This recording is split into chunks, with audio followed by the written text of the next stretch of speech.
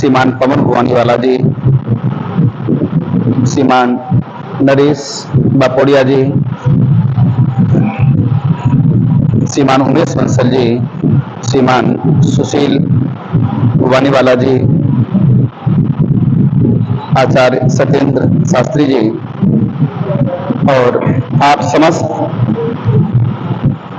Electronic media, print media, जिसके माध्यम से हम एक अहम सूचना समस्त नगरवासी एवं क्षेत्रवासियों के लिए देना चाहते हैं। पूर्व वर्ष में एक आयोजन का किया गया था धर्म नगरी भिवानी में, रोहतक गेट पर राजपूत धर्मशाला में 1.25 लाख पार्थिव शिवलिंग निर्माण, रुद्राभिषेक एवं शिव महापुराण। समस्त भक्तों की इच्छा, श्रावण मास पुनः आने वाला है और ये आयोजन पुनः हमारी धर्म नगरी भिवानी में हो।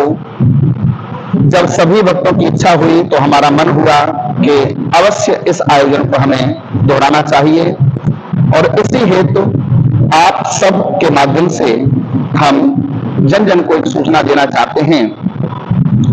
संतों के परम पावन सानिध्य में समस्त धर्म नगरी भिवानी के एवं क्षेत्र के सहयोग से द्वितीय शिव महापुराण एवं 1.25 लाख पार्थिव शिवलिंग निर्माण, साथ ही साथ इससे पूर्व वर्ष में एक आयोजन विशेष रूप से रहा था रुद्राक्ष वितरण, वो रुद्राक्ष वितरण का भी आयोजन रहेगा।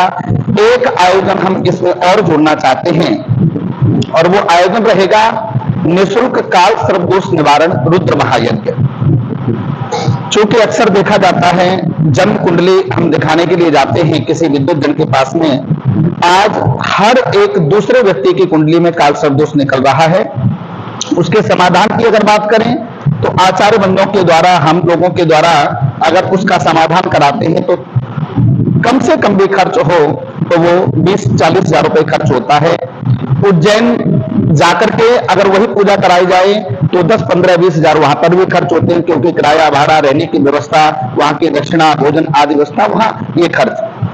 बहुत से ऐसे लोग हैं जो नहीं खर्च कर पाते और ये एक ऐसा दोष है जिसकी वजह से बहुत सारी जीवन में समस्याएं आती हैं। तो ये सारी बातों को ध्यान में रखते हुए यहां पर हमने विचार किया, श्रीमान पवन जी यहाँ बैठे, उमेश जी हैं, श्रीमान नरेश जी, हमने विचार किया कि क्यों ना हम एक ऐसा आयोजन करें जिससे सर्व समाज को लाभ मिले।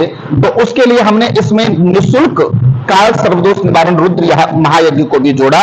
किसी से कोई सेवा न लेकर के उनके कुंडली में काल सर्प नामक जो दोष है उसको शांत किया जाए विद्युत आचार्यों के द्वारा। तो ये आयोजन पुनः 25 जुलाई से लेकर के 2 अगस्त, जो कि 2 अगस्त की महाशिवरात्रि है, पार्थिव शिवलिंग निर्माण, पार्थिव शिवलिंग भगवान शंकर के रूप का विशेष वहां ध्यान आता है। तो शिवरात्रि सबसे बड़ा पर्व भगवान शंकर के लिए है, तो उस शिवरात्रि पर ये कार्यक्रम विश्राम ले और उसी दिन रुद्राक्ष वितरण का यहाँ आयोजन रहेगा।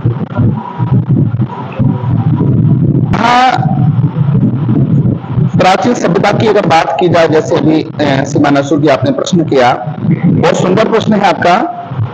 पार्थिव शिवलिंग निर्माण, पार्थिव शिवलिंग भगवान का वो रूप है अर्चन बंधन का जिसका निर्माण सर्वप्रथम भगवान श्री राम ने रामेश्वरम में किया था। लंका पर विजय प्राप्ति से पहले विजय की कामना को लेकर के पार्थिव शिवलिंग का निर्माण स्वयं अपने हाथों से भगवान राम ने किया और उसका पूजन किया। उसके फलस्वरूप अजय रावण को समाप्त करने में भगवान श्री राम, अपितु ब्रह्म का रूप थे, लेकिन उन्होंने भगवान शंकर के इस रूप को प्रमुखता दिलाने के लिए, ये पार्थिव शिवलिंग से बड़ा रूप नहीं है, एक ही पल में भगवान का निर्माण और उसकी प्राण प्रतिष्ठा बड़े भाव के साथ जो पूजन अर्चन बंधन करे उसकी निश्चित रूप से हर एक क्षेत्र में विजय हुआ करती है। ये प्रमाणित करने के लिए भगवान ने उस पूजा को किया।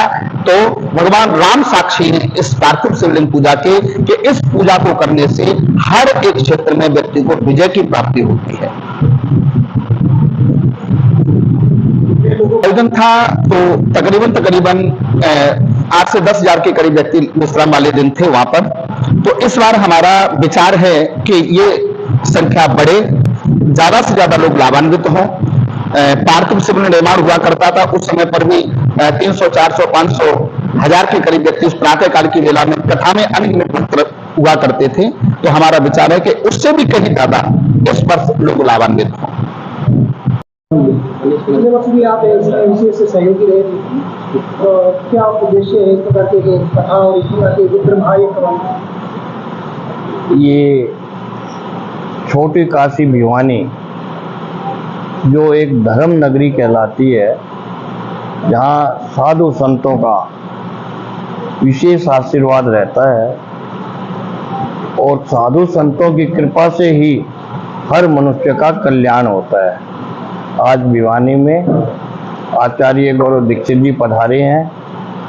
हमारे यहाँ के आचार्य हनुमान जोड़ीवाड़े के महाराज जी, देवसर धाम के महाराज जी और मेरे सभी साथी भाई रवि कामरेड, मेरा छोटा भाई सुशील, नरेश जी और विशेष सहयोग करने में उमेश जी और आचार्य जी, इन सबको शहर वालों ने प्रार्थना की है कि एक भव्य आयोजन भिवानी में किया जाए, क्योंकि भिवानी का आयोजन सारे हिंदुस्तान में मशहूर है।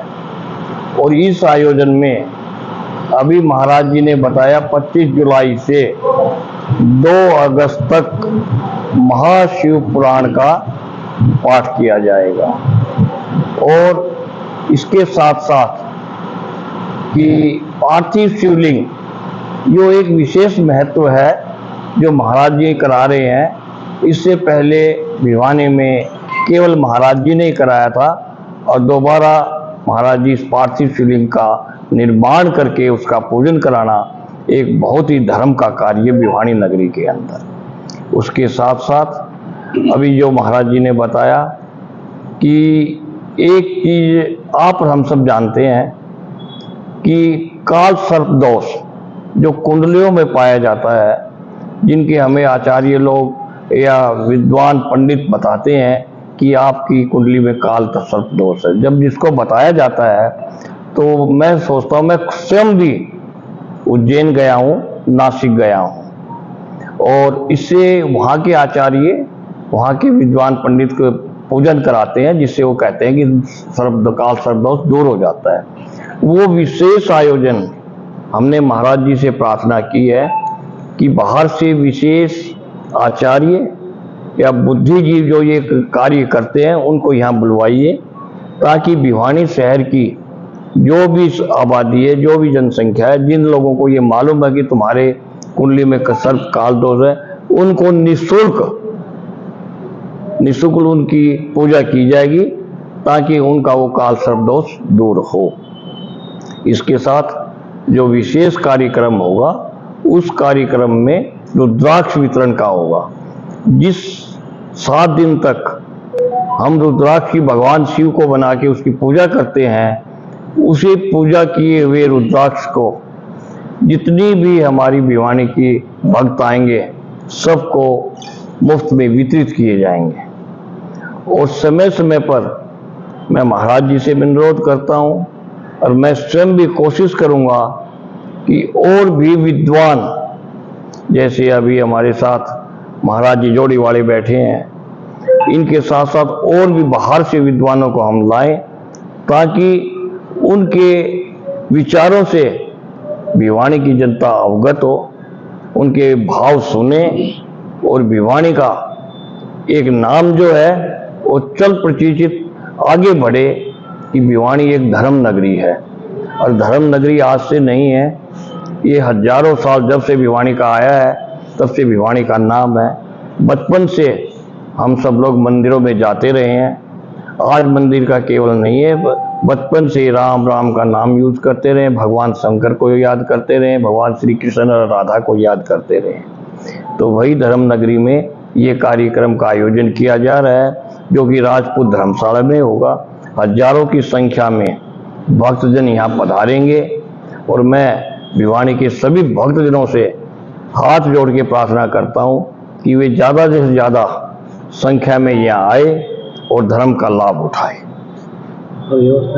आने वाले के लिए पूर्ण व्यवस्था रहेगी, बैठने के लिए चेयर, टेबल या उसके सामने गद्दे, और उसके अलावा व्यवस्था में पानी का हर वक्त इंतजाम रहेगा।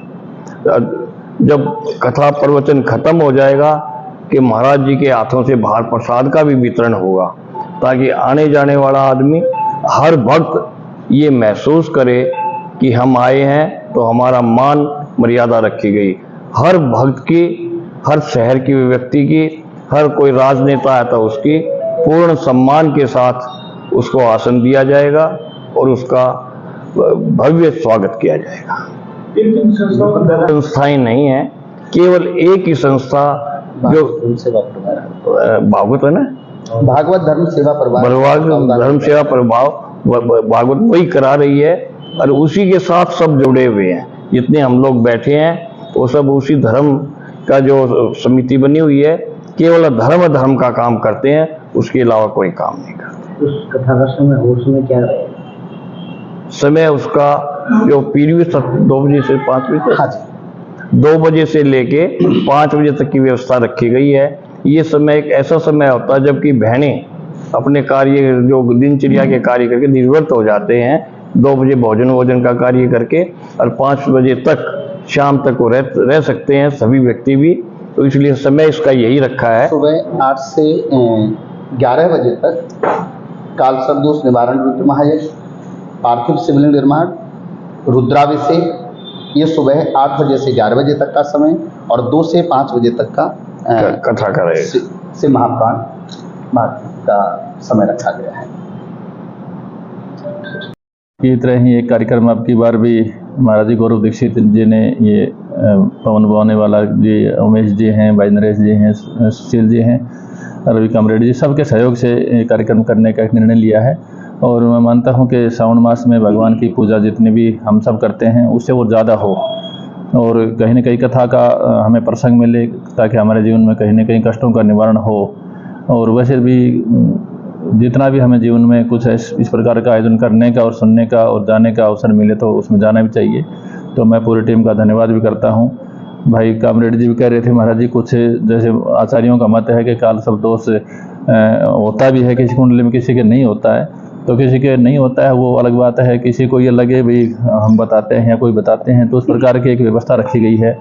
और कार्यक्रम बहुत बढ़िया, अच्छा, सुंदर हुआ था। पिछली बार बड़ा कलश यात्रा का एक आयोजन था। उसके बाद में लोगों ने, महिलाओं ने, माता बहनों ने अपने स्तर पर कहीं न कहीं दान पुण्य करके, कहीं न कहीं कथा सत्संग सुन के अपने जीवन को कहीं न कहीं अच्छा किया, अच्छा बनाया। और अब की बार भी ऐसा आयोजन होने जा रहा है, तो मैं इस आयोजन के लिए सभी को बधाई देता हूँ, और पूरे मीडिया जो लोग यहाँ आए हैं सभी का धन्यवाद। कलश यात्रा का बोल दो।